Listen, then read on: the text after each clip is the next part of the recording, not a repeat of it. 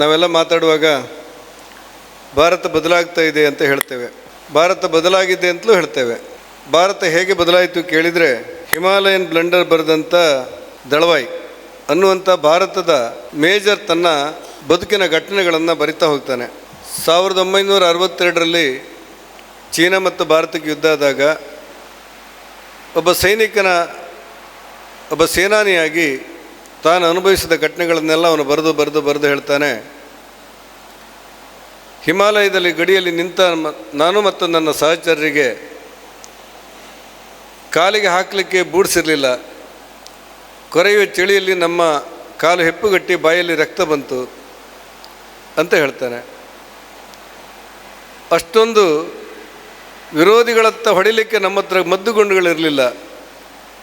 ಅಷ್ಟೊಂದು ಅಸಹಾಯಕರಾಗಿ ನಿಂತಿರುವಂಥ ಭಾರತೀಯ ಸೇನೆಯ ಮುಖ್ಯಸ್ಥನಾಗಿ ನನ್ನ ಸ್ಥಿತಿಯನ್ನು ನೀವು ಅರ್ಥ ಮಾಡಿಕೊಳ್ಬೇಕು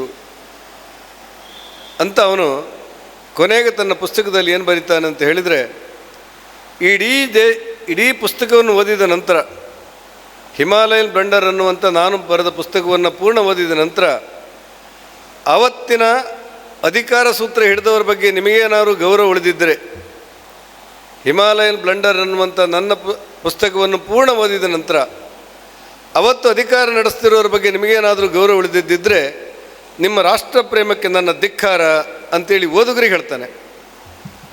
ಅಂದರೆ ಒಂದು ಕಾಲದಲ್ಲಿ ಮದ್ದು ಗುಂಡುಗಳಲ್ಲದೆ ಇರುವಂಥ ನಮ್ಮ ದೇಶ ಭಾರತ, ನನ್ನ ಭಾರತ, ಇಂದು ಬದಲಾಗಿ ಬ್ರಹ್ಮೋತ್ಸವವನ್ನು ಸೃಷ್ಟಿ ಮಾಡಿ ಜಗತ್ತಿನ 100 ರಾಷ್ಟ್ರಗಳಿಗೆ ಯುದ್ಧ ಉಪಕರಣಗಳನ್ನು ಕೊಡುವಂಥ ರಾಷ್ಟ್ರವಾಗಿ ಬದಲಾಯಿತು ಅಂತ ಹೇಳಿದಾಗ ಭಾರತ ಬದಲಾದ ಒಂದು ಭಾಗ ಅಂತ ನಾವು ಅಂದ್ಕೊಳ್ತೇವೆ.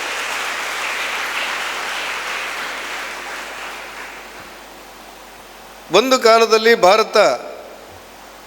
ಭಾರತದ ಪ್ರಧಾನಿ ವಿದೇಶಕ್ಕೆ ಹೋದರೆ ಅಲ್ಲಿಯ ರಾಷ್ಟ್ರದ ಅಧ್ಯಕ್ಷರು ಪ್ರಧಾನಿಯವರು ಸ್ವಾಗತ ಮಾಡಲಿಕ್ಕೆ ಬರ್ತಾ ಇರಲಿಲ್ಲ. ಹೆಚ್ಚಂದ್ರೆ ಅಲ್ಲಿಯ ವಿದೇಶಾಂಗ ಮಂತ್ರಿ ಬರ್ತಾಯಿದ್ರು ಒಂದು ಹೂಗುಚ್ಛ ಕೊಡಲಿಕ್ಕೆ. ಅಂದರೆ ಈ ಭಾರತ ಬರ್ತಾ ಇರೋದು ನಮ್ಮ ಹತ್ರ ಸಾಲ ಕೇಳಲಿಕ್ಕೆ ಅಂತ ಭಾವನೆಗಳಿತ್ತು. ಭಾರತವನ್ನು ಭಿಕ್ಷುಕರ ದೇಶ ಅಂತ ಅಂದ್ಕೊಂಡಿದ್ರು ಕೆಲವರು, ಭಾರತವನ್ನು ಹಾವಾಡಿಗರ ದೇಶ ಅಂದ್ಕೊಂಡಿದ್ರು ಕೆಲವರು, ಭಾರತ ಅಂದ್ರೆ ಹೇಳಿದರೆ ಅಸ್ಪೃಶ್ಯತೆ ತುಂಬಿರುವಂಥ ಒಂದು ದೇಶ ಅಂತ ಅಂದ್ಕೊಂಡಿದ್ರು. ಅಂಥ ದೇಶದ ಯೋಚನೆಗಳು ಬದಲಾಗಿ ಇವತ್ತು ಭಾರತ ಅಂತ ಹೇಳಿದರೆ, ಭಾರತದ ಪ್ರಧಾನಿ ಅಂತ ಹೇಳಿದರೆ ರತ್ನಗಂಬಳಿಯನ್ನು ಹಾಸಿ ಅಮೇರಿಕಾ, ಚೀನಾ ಮತ್ತು ರಷ್ಯಾದ ಅಧ್ಯಕ್ಷರು ಸ್ವತಃ ವಿಮಾನ ನಿಲ್ದಾಣಕ್ಕೆ ಬಂದವರು ಸ್ವಾಗತ ಮಾಡುವಂಥ ಪರಿಸ್ಥಿತಿ ನಿರ್ಮಾಣ ಆಯಿತು. ಆ ಕಾರಣಕ್ಕೆ ಭಾರತ ಬದಲಾಯಿತು ಅಂತ ನಾವು ಅಂದ್ಕೊಳ್ಬೇಕು. ಯಾವುದೋ ಒಂದು ವ್ಯಾಕ್ಸಿನ್ಗಳ ರಚನೆ ಆಗಬೇಕಾದ್ರೆ ವಿದೇಶದ ಮುಂದೆ ಹೋಗಿ ನಾವು ಕೇಳಬೇಕಿತ್ತು, ನಮ್ಮಲ್ಲೇನೋ ರೋಗ ಬಂದುಬಿಟ್ಟಿದೆ, ನಮಗೊಂದು ಚಿಕಿತ್ಸೆಗೋಸ್ಕರ ವ್ಯಾಕ್ಸಿನ್ ಕೊಡಿ ಅಂತೇಳಿ. ಆದರೆ ಈ ಭಾರತವು ಸೇರಿದಂತೆ ವಿಶ್ವದೆಲ್ಲೆಡೆ ಕೊರೋನಾ ಬಂದು ಬಾಧಿಸಿದಾಗ 200 ಕೋಟಿ ವ್ಯಾಕ್ಸಿನ್ಗಳನ್ನು ತಯಾರು ಮಾಡಿ ಭಾರತಕ್ಕೆ ಉಚಿತವಾಗಿ ಕೊಟ್ಟಿದ್ದು ಮಾತ್ರ ಅಲ್ಲ, ಜಗತ್ತಿನ 70 ರಾಷ್ಟ್ರಗಳಿಗೆ ವ್ಯಾಕ್ಸಿನನ್ನು ರಫ್ತು ಮಾಡಿರುವಂಥ ದೇಶ ಯಾವುದು ಕೇಳಿದರೆ ಅದು ಭಾರತ ಭಾರತ ಭಾರತ ಅನ್ನುವಷ್ಟರ ಮಟ್ಟಿಗೆ ಭಾರತ ಬದಲಾಯಿತು. ಆ ಎಲ್ಲ ಹಿನ್ನೆಲೆಗಳಲ್ಲಿ ಒಂದು ಕಾಲದಲ್ಲಿ ಯಾರಾದರೂ ಭಯೋತ್ಪಾದಕರು ಬಂದರೆ ನಮ್ಮಲ್ಲಿ ಏನಾದರೂ ಅನಾಹುತ ಮಾಡಿದರೆ ಸಾಕ್ಷಿ ಸಂಗ್ರಹ ಮಾಡಿ ರಷ್ಯಾಕ್ಕೆ ಮತ್ತು ಅಮೇರಿಕಕ್ಕೆ ಕೊಟ್ಟು, ನೋಡಿ ನಮ್ಮಲ್ಲಿ ಭಯೋತ್ಪಾದಕರು ಬರ್ತಾ ಇದ್ದಾರೆ, ನಮಗೆ ತೊಂದರೆ ಆಗಿದೆ, ಸಾಕ್ಷಿ ಕೊಡ್ತಾ ಇದ್ದೇವೆ ಅಂತ ಹೇಳುವಂಥ ಕಾಲ ಇತ್ತು. ಆದರೆ ಇವತ್ತು ಭಾರತ ಹೇಗೆ ಬದಲಾಯಿತು ಅಂತ ಹೇಳಿದರೆ, ಭಯೋತ್ಪಾದಕನೊಬ್ಬ ಬಂದರೆ ಆ ಕಳಿಸಿದ ರಾಷ್ಟ್ರವೂ ಸೇರಿದಂತೆ ಭಯೋತ್ಪಾದಕರನ್ನು ಹುಟ್ಟಾಡಿಸುವಂಥ ಶಕ್ತಿ ಭಾರತಕ್ಕೆ ಸ್ವಯಂ ಪ್ರೇರಿತವಾಗಿ ಬಂದು ಬೇರೆ ದೇಶಗಳು ಇವತ್ತು ಭಾರತದ ಬಗ್ಗೆ ನಮಗೆ ತೊಂದರೆ ಕೊಡ್ತಾರೆ ಅನ್ನುವಂಥ ದೂರ ಮಟ್ಟಕ್ಕೆ ಭಾರತ ಮಿಲಿಟರಿಯಲ್ಲಿ ಬದಲಾಯಿತು, ಭಾರತ ಆರ್ಥಿಕ ಶಕ್ತಿಯಲ್ಲಿ ಬದಲಾಯಿತು, ಔದ್ಯಮಿಕವಾಗಿ ಬದಲಾಯಿತು, ಕೈಗಾರಿಕೆಯಲ್ಲಿ ಬದಲಾಯಿತು. ಆ ಕಾರಣಕ್ಕೆ ಇವತ್ತಿನ ಭಾರತವನ್ನು ಸಮರ್ಥ ಭಾರತ, ಸಮೃದ್ಧ ಭಾರತ, ಶಕ್ತಿಶಾಲಿ ಭಾರತ, ಸ್ವಾಭಿಮಾನಿ ಭಾರತ ಅಂತ ಕರೆಯುವಂಥ ಪರಿಸ್ಥಿತಿಗಳು ನಿರ್ಮಾಣವಾಗಿರುವಂಥ ಹಿನ್ನೆಲೆಯಲ್ಲಿ ಭಾರತ ಬದಲಾದರೂ ಕೂಡ ಒಂದೇ ಮಾತ್ರ ಬದಲಾಗಿಲ್ಲ. ಇತಿಹಾಸವನ್ನು ಓದಿದವರಿಗೆ ನೆನಪಿದ್ರೆ, ಲಾರ್ಡ್ ಬೆರ್ಡನ್ 1947 ಆಗಸ್ಟ್ 15ನೇ ತಾರೀಕು ಮಧ್ಯರಾತ್ರಿ ಭಾರತಕ್ಕೆ ಸ್ವಾತಂತ್ರ್ಯದ ಹಸ್ತಾಂತರವಾದಾಗ ಅವತ್ತಿನ ಬ್ರಿಟಿಷ್ ಗವರ್ನರು ಮಧ್ಯರಾತ್ರಿ ಬ್ರಿಟನ್ ಧ್ವಜವನ್ನು ಕೆಳಗಿಳಿಸಿ ಅದನ್ನು ತನ್ನ ಕಿಸೆಗೆ ಹಾಕ್ಕೊಳ್ತಾನೆ. ಭಾರತದ ತ್ರಿವರ್ಣ ಧ್ವಜ ಮೇಲಿರುತ್ತೆ. ಭಾರತಕ್ಕೆ ಸ್ವಾತಂತ್ರ್ಯವನ್ನು ಘೋಷಣೆ ಮಾಡಿದ್ದು ಶಂಖನಾದದ ಮೂಲಕ.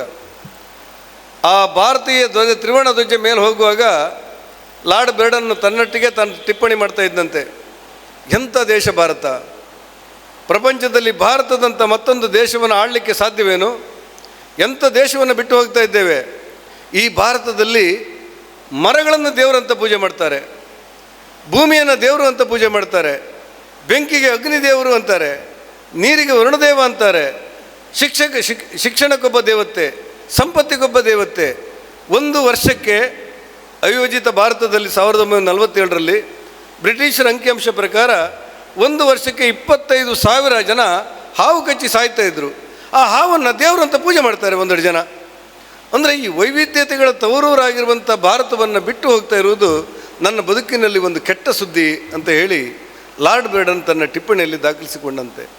ಅಂಥ ಭಾರತ ಸ್ವಾತಂತ್ರ್ಯ ಪಡೆದು ಅಲ್ಲಿಂದ ಇಲ್ಲಿವರೆಗೆ ಬದಲಾಗುತ್ತಿರುವಂಥ ಪರಿಸ್ಥಿತಿಗಳಲ್ಲಿ ನಮ್ಮ ಒಂದೇ ಮಾತ್ರ ಬದಲಾಗಲೇ ಇಲ್ಲ.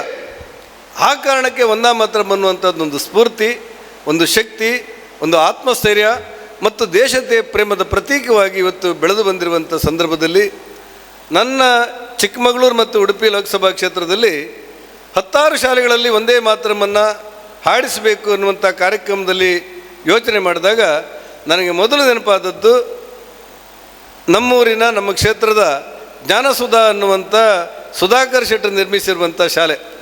ಆ ಕಾರಣಕ್ಕೆ ಇಡೀ ಲೋಕಸಭಾ ಕ್ಷೇತ್ರದಲ್ಲಿ ಪ್ರಥಮವಾಗಿ ಜ್ಞಾನಸುಧದಲ್ಲೇ ಆಯ್ಕೆ ಮಾಡಿಕೊಂಡು ನಂತರ ಮತ್ತೆಲ್ಲಿ ಮಾಡಬೇಕು ಅಂತ ಯೋಚನೆ ಮಾಡೋಣ ಅಂತೇಳಿ ಶ್ಯಾಮಲಕ್ಕನಿಗೆ ಹೇಳಿ ಈ ಕಾರ್ಯಕ್ರಮವನ್ನು ಆಯೋಜನೆ ಮಾಡಿದ್ದೆವು. ಇದಕ್ಕೆ ಸಹಕಾರ ಮಾಡಿದಂಥ ಸುಧಾಕರ್ ಶೆಟ್ಟರಿಗೆ, ಎಲ್ಲ ಅಧ್ಯಾಪಕ ವರ್ಗದವರಿಗೆ ಮತ್ತು ಬಂದಿರುವಂಥ ಎಲ್ಲ ವಿದ್ಯಾರ್ಥಿಗಳಿಗೆ ಕೇಂದ್ರ ಸರ್ಕಾರದ ಪರವಾಗಿ ಪ್ರೀತಿಯ ಧನ್ಯವಾದಗಳು. ನಮಸ್ಕಾರ.